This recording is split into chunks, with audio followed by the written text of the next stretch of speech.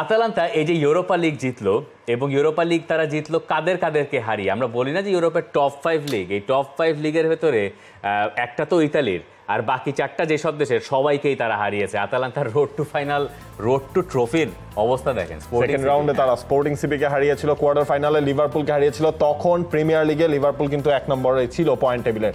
সেমিফাইনালে মার্সেই ফ্রান্সের এবং ফাইনালে লেভারকুজেন, যারাও আসলে বুন্দেসলিগাটা জিতে নিয়েছে। ইনফ্যাক্ট এই ম্যাচ জয়ের পর তিনি তো কথা বলেছেন, এর মাঝখানে একটা কথাও কিন্তু ছিল যে সব সময় কাঁচা টাকা দিয়ে সবকিছু হয় না, ফুটবলে আসলে মেধাটাও প্রয়োজন।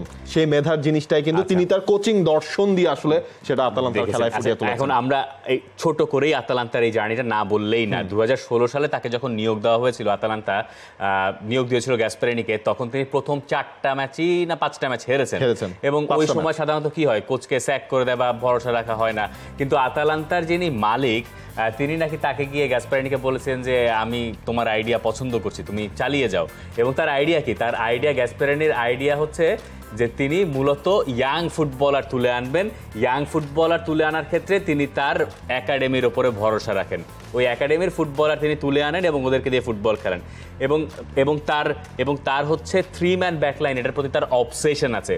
মানে থাকে না ইতালিয়ান কিছু কোচের 3 ম্যান ব্যাকলাইনের অবসেশন, তিনি হচ্ছেন তাদের ভেতরে একজন।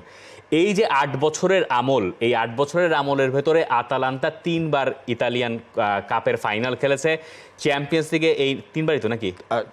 কনফারেন্স লিগের ফাইনালও মনে হয় একটা, না কনফারেন্স লিগের ফাইনাল, ইউরোপা লিগের ফাইনাল, ইউরোপা লিগের ফাইনালটা এবং কোপা ইতালিয়ার 2টা ফাইনাল। চ্যাম্পিয়ন্স লিগে তাদের এই নিয়ে 3 বার তারা কোয়ালিফাই করলো এবং এই টাকা দিয়ে তারা নিজেদের স্টেডিয়াম তৈরি করেছে। এই ক্লাবটা হচ্ছে ইতালির এমন একটা শহরে যেখানে মিলানের সমর্থক বেশি, এসি মিলান, ইন্টার মিলান, মিলানের পাশে বেরগামো, ওই জায়গার শহর। তো ওইখানে আপনার হচ্ছে যে সবাই মিলান করে, নাহলে ইন্টার মিলান করে। এখন তাদেরকে আপনি আতালান্তার সমর্থক বানাবেন কেমন? এই আইডিয়া, এই যে নিজের একটা স্টেডিয়াম হেরিটেজ আসলে করে তুলবো। ক্লাব প্রেসিডেন্ট ওই আতালান্তার যে হাসপাতাল আছে, সেই হাসপাতালে যখন নতুন বাচ্চা হয় তাদের জন্য আতালান্তার ছোট জার্সি পাঠিয়ে দেন।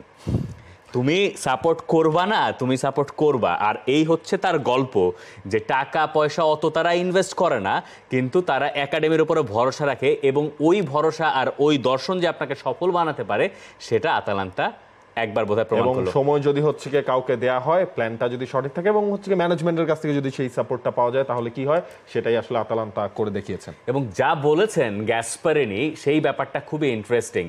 গ্যাসপারিনি বলছেন যে আতালান্তাকে নিয়ে এই শিরোপা জয় একটা রূপকথার গল্পের মতো, যে ধৈর্যের ফসল সবসময় পাওয়া যায় না, এটা মেধাবী ফুটবলারদের সুযোগ করে দেয়। তার মানে হচ্ছে গাদা গাদা টাকা না ঢেলেও যে কাজ করা যায়, সেই দর্শনটাকেই এই সাফল্য এগিয়ে নেবে বলে তিনি ভাবছেন। Brilliant, mastermind. এবং এই এক সিজনের মধ্যে দেখেন সিরিয়াতে 5-এ, এরপর হচ্ছে 2টা ফাইনাল খেলা, সবকিছুই আসলে মিলিয়ে আতালান্তা কোচ সফল। For more updates, subscribe to our YouTube channel and click on the bell icon. Follow us on Facebook and Instagram. Download T-Sports app to enjoy exciting games and highlights. Visit tsports.com.